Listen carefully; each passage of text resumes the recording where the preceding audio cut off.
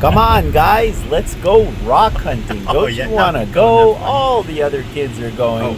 Mom, come on, let's go. It will be so fun. Oh, Mom. We went to some amazing gravel deposits above the North Platte River in southeastern Wyoming.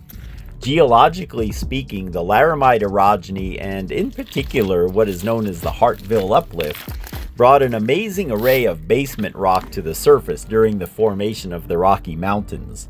This looks like really fine crystalline magnetite here. Scientists speculate that the young Rockies were similar to the Himalayas in terms of altitude.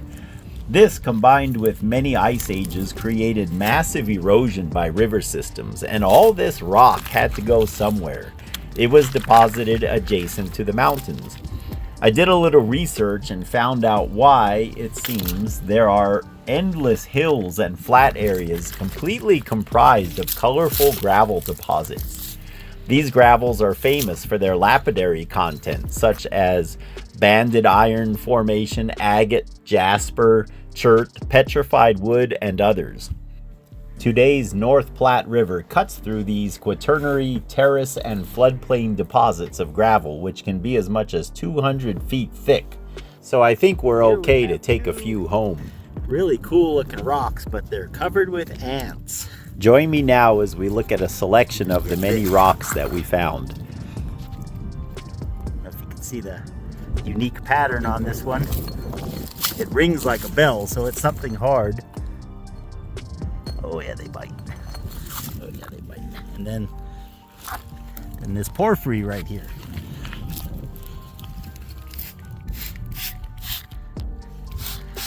Water doesn't hurt ants. In fact, they probably like it. Look at this beautiful porphyritic rock of some kind, and I really like that dark one, but yikes, I don't know if I can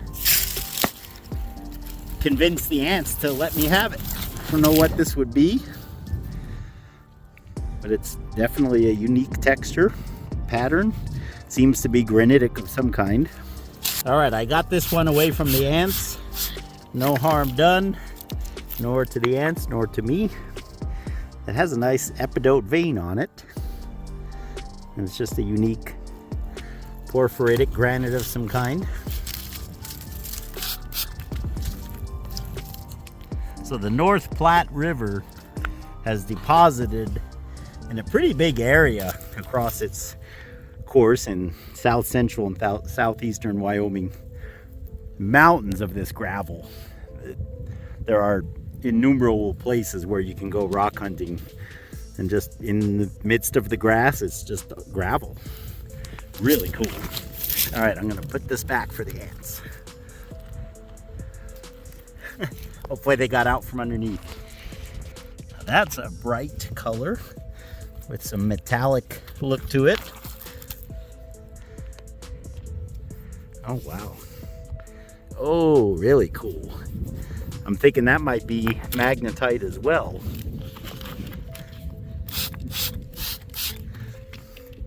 You see the metallic luster there?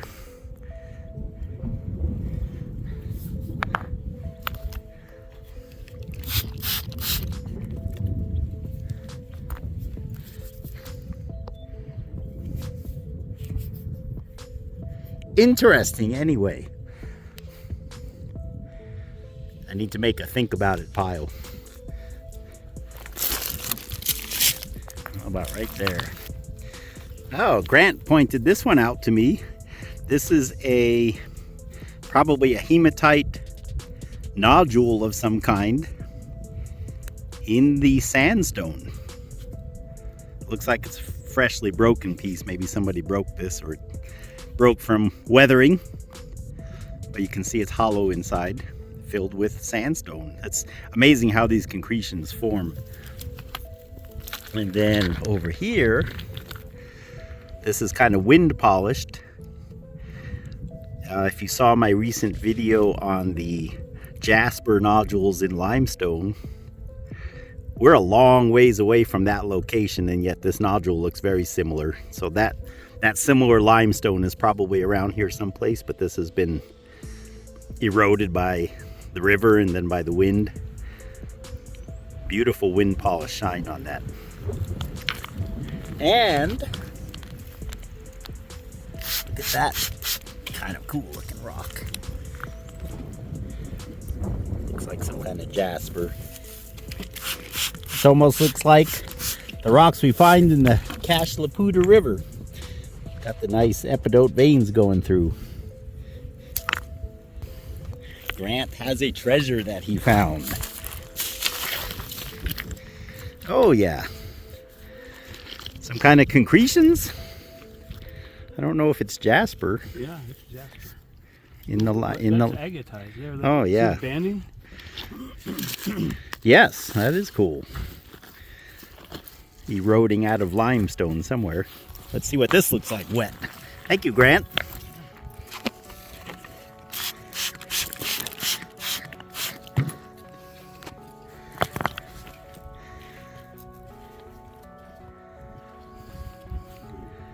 Nice. Wow, for those of you who like to do rock tumbling, I think this would be kind of a nice, as far as granites go, I think this would be a nice one to break up and tumble if you're into that. Just because it's very fine grain and very hard. You can tell because it's been sitting out here on the hill for who knows how many thousands upon thousands of years. And it's not weathered at all. That's one of the darkest reds I've ever seen, I think. Not the most vivid, but as far as dark, it's really cool.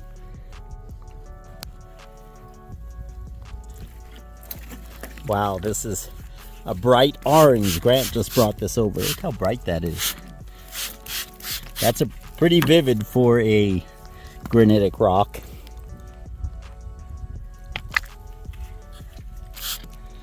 The gray that you're seeing on there is lichen, because these are we're on an area of hillsides of ancient gravel deposits.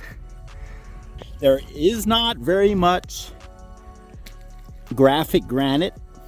Like, I haven't seen one huge feldspar crystal yet. Of course, there are the flecks in the granite.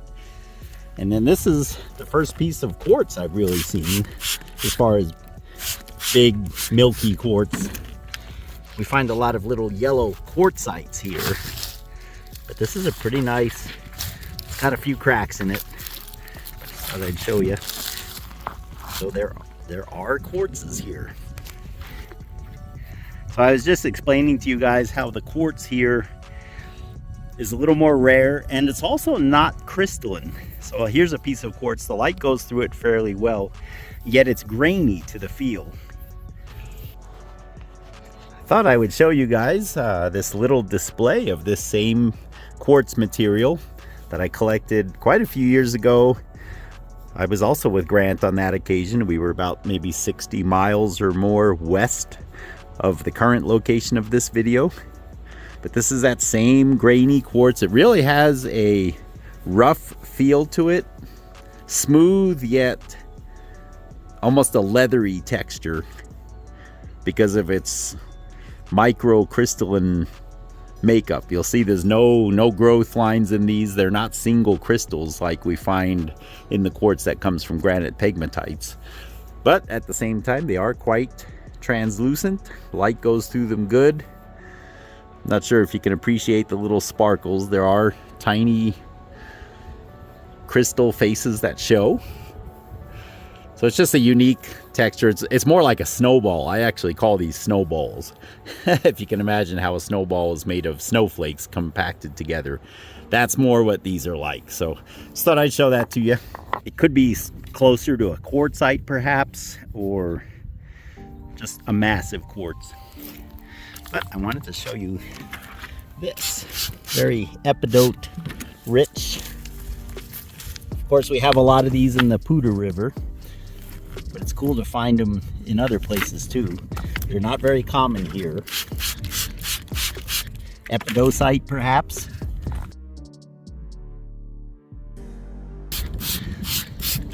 They're kind of faint, but that sure is interesting.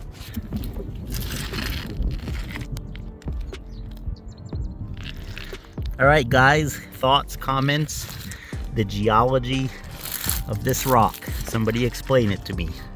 That's a beautiful piece in terms of petrology and geology, the structure. Same thing on the other side. That's a beauty.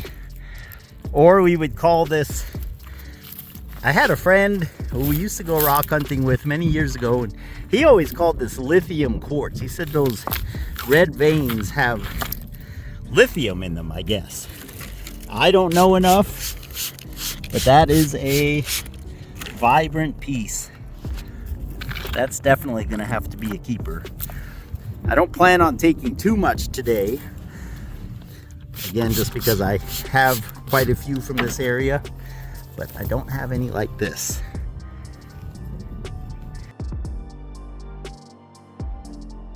How's that for a bright red?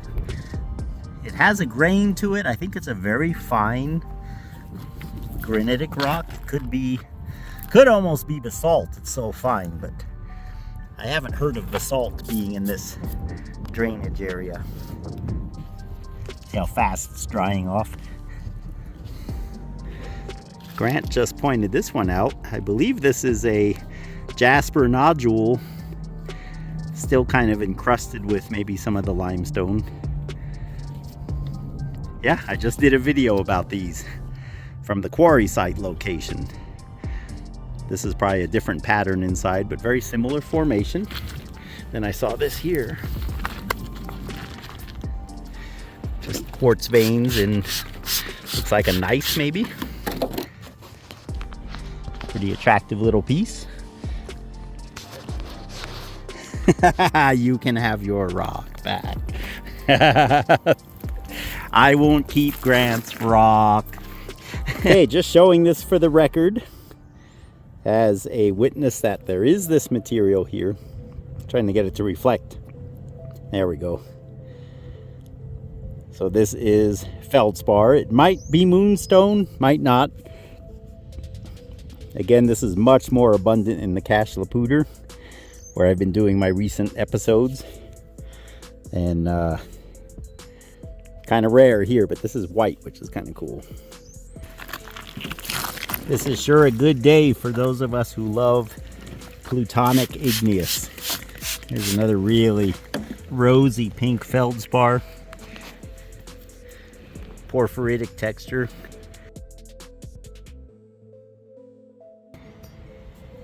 I wanted you guys to see a few of my other granitoids that I've collected over the years at this location and in others along the North Platte. And also, here's a beautiful piece of that magnetite that we showed at the beginning of the video. So here it is with a magnet. It's fairly common. I mean, maybe we find one every trip or so. So there's enough of it around that I've learned to recognize it. All those crystals are twinned. I studied this rock at length once, and pretty much every single one of those rectangles, half of it reflects and half of it doesn't, which means they're twin crystals. And this is just a unique greenish granitoid. Let's use that word. This one is actually yellow, almost a lemon yellow maybe. And I chipped an end off to see if it's on the inside as well, and it is. So that's unique. You don't see too many yellow of that tone. This looks like maybe a gabbro. Trevor, again, I need your help. I always get these mixed up. I don't see any quartz. So maybe it's a diorite. And look what Grant found. First really nice piece of banded iron of the day. Hopefully we'll get a few more. Let's get it wet. I got my spray bottle here. Oh yeah, look at that. That's a nice one, Grant. The piece that Grant found has a little higher jasper content, so it's more towards the yellow end. And here's one with a little less. And then they could even be completely black.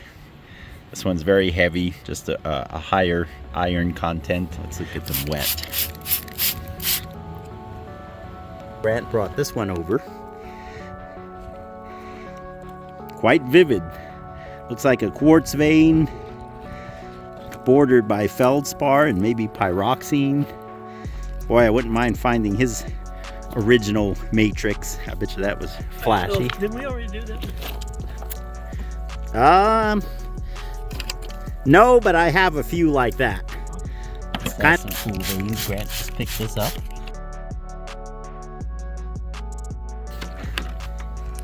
Let's see this guy. This one looks like it's big.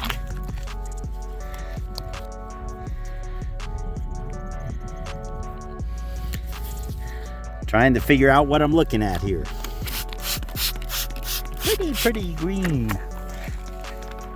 Very nice.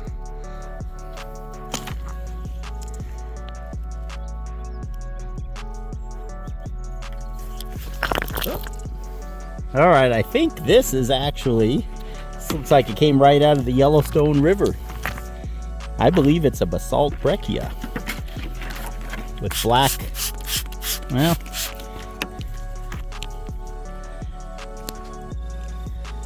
very unique from here. I don't have anything like this from here. So this might have to be a keeper. Wow, this is really cool. Again, I do have some that are similar to this, but they're from Montana. And I have not seen one of this in the location where we're at, in southeastern Wyoming. Very nice.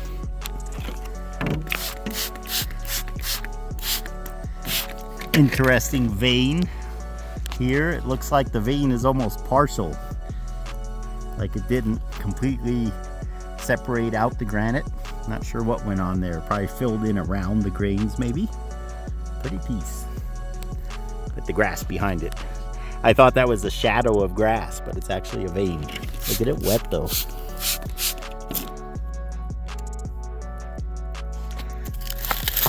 Very cool.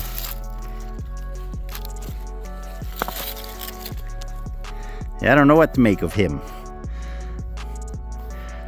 Remember, during the laramide orogeny and related events, there was so much deep basement rocks uplifted.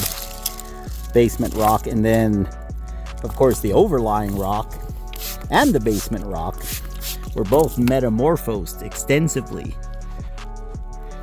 I'm seeing some green veins going through here.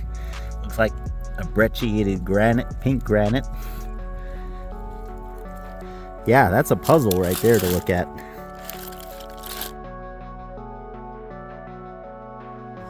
Well, I think I met my match for the day. Look at this beautiful porphyritic red granite, except the phenocrysts are big chunks of milky quartz. I think it's way too big for me to carry back though. But I just want to show you guys, this is a unique rock variety. Let's get her wet. Yeah, that's pretty vivid. Can you see this cut and polished? So this is a vein. It kind of broke along a vein and it's got some crud on it.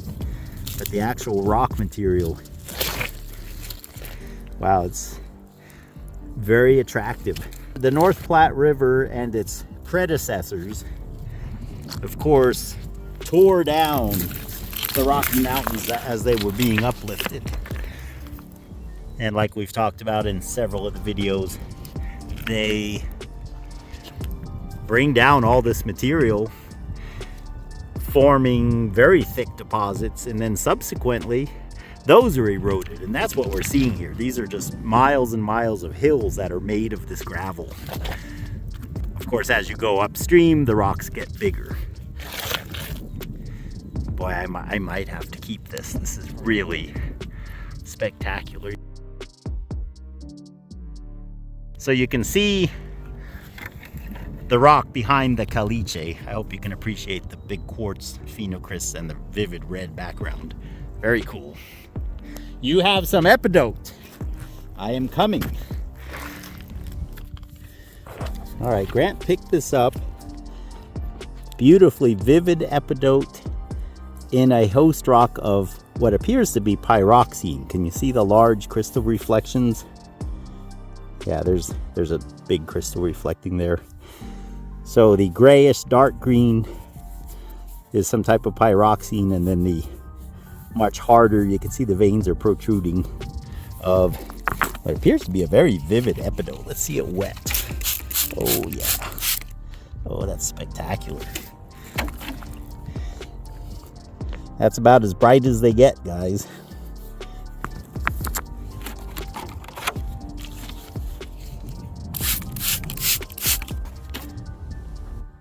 I want to show you guys this. I'm not going to take it with me, but it's a beautiful example of the porphyritic structure in some of these granites. You can see how the large rectangles are actually aligned, and the same thing on the other side.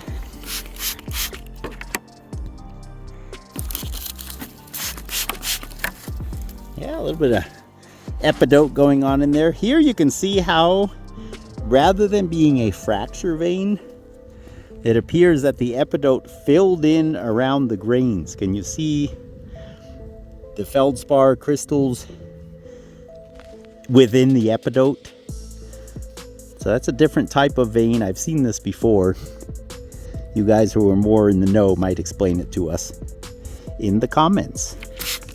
Very cool veining pattern, very solid.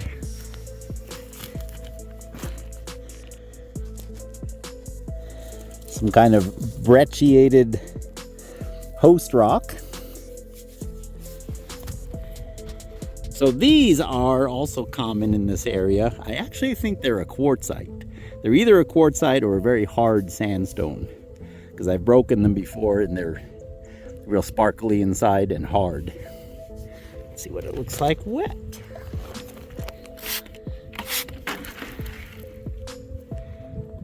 Very nice. Nice material. So many rocks, so little time.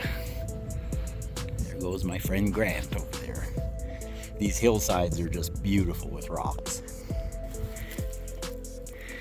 All right, so this is a small piece of that porphyritic granite with the rosy pink. But if you can see, trying to get it to show, you see that one crystal right in the middle? How half of it reflects? There it is, now I'm catching it. So that's another example of the twinning. That is a twinned feldspar crystal. So along some other plane, probably facing into the rock, the other half would reflect. Again, that's something we've been talking about in a few of these plutonic igneous rocks, and very common with porphyritic, especially feldspar crystals. Yeah, I see a few of them doing that. There we go. Nice. Let's see what it looks like wet.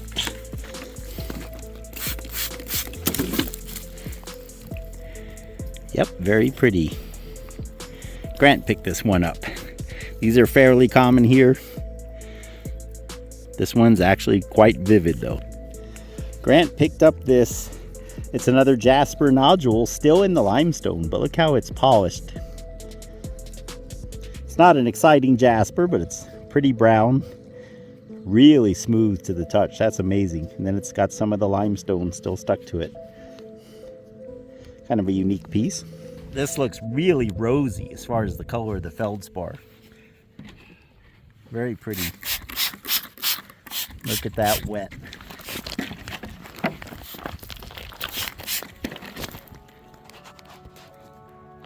Very nice. This is just a huge piece of sandstone, obviously. But there's another one of those nodules. What did you find? That?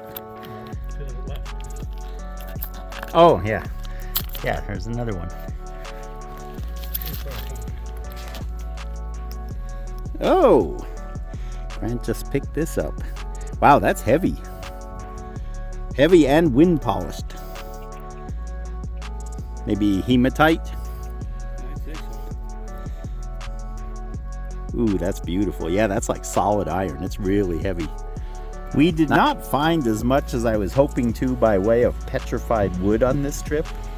So I'm showing you a couple of pieces I have at home from previous times that we've been up to the same place. And you can see they're both good sized pieces. I have some other ones, but these are to me the coolest ones. Look at the grain in this one. Those of you who are experts on petrified wood might be able to tell me what kind of wood it might be. Maybe it's palm wood or something. Definitely got a unique pattern to it. Let's look at these wet real quick. Very pretty grain.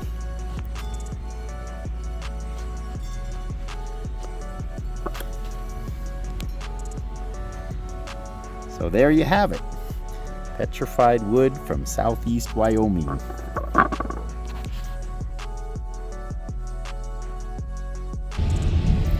I sure hope you've enjoyed this. I guess if you're with us this far into the video, it probably means that you do. Please like, share, subscribe. By all means, leave your comments. All of that really helps out the channel. God bless you guys, and I look forward to seeing you on the next one.